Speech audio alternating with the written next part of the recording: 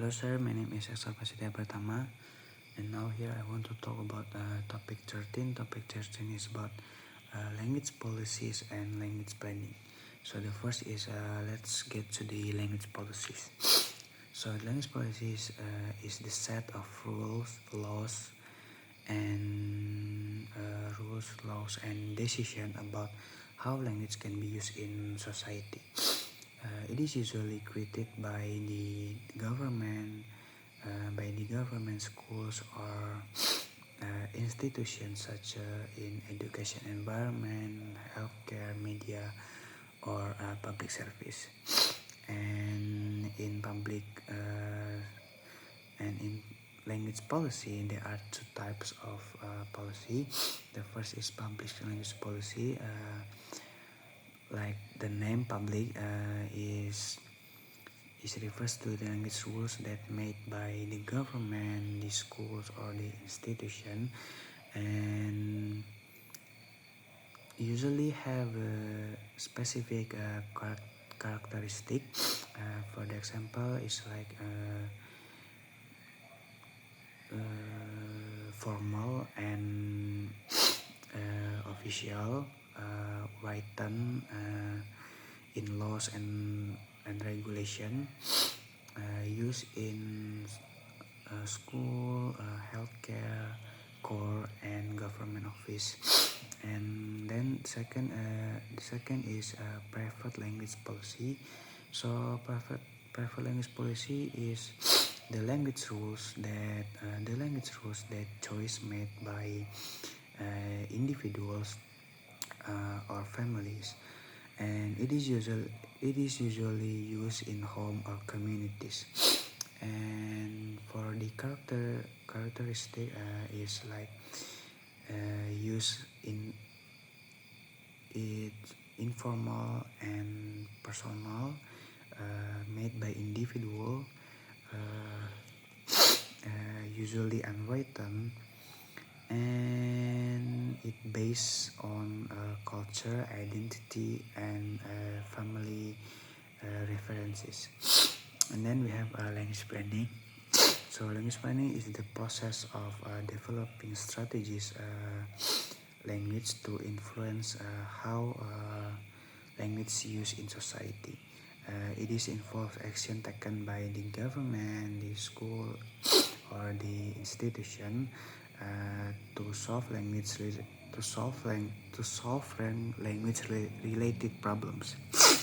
And then for the example is like creating dictionaries, promoting national language, and then developing bilingual education programs. It purpose to improve communication, increase language status, and support education in our language. And in language planning, there are three types of language planning. The first is corpus planning. Corpus planning is focus on the language itself. It's like it deals with the structure and form of that language. And the main activities of this policy is like creating new vocabulary, developing, creating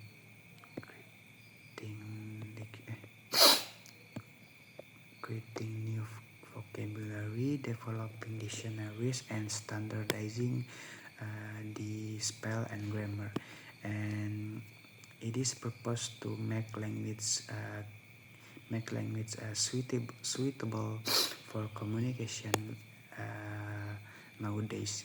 And then we have status planning. So status planning is to improve social position and prestige of that language. And for the main activities is like choosing official language, promoting national language, and protecting minority language for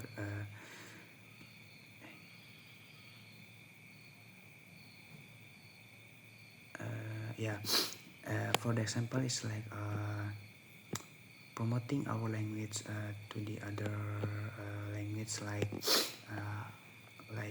our promoting our Indonesian language to the others, like other language like French or Spanish or anything like that. And then we have acquisition planning. So acquisition planning is like to help people learn about a language.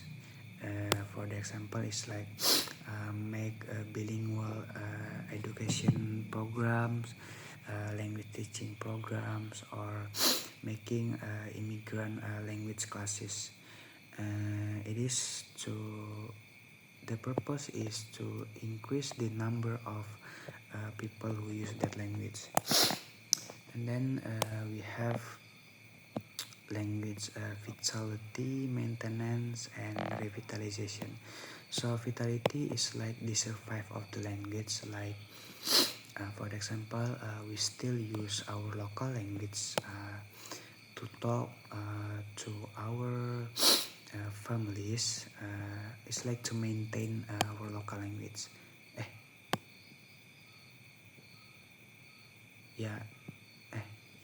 It's maintenance. It's like our use our local language in daily life to keep our local language alive. And then we have language maintain. So language maintain is like the effort to keep the language alive,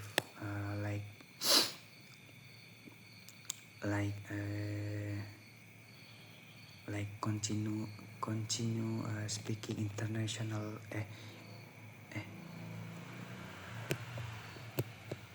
oh my god, like continue speaking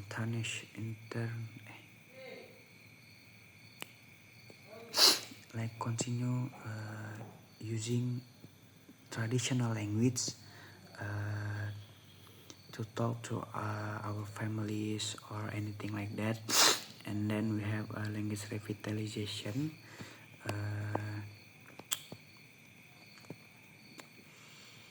It's like to revive an endangered language.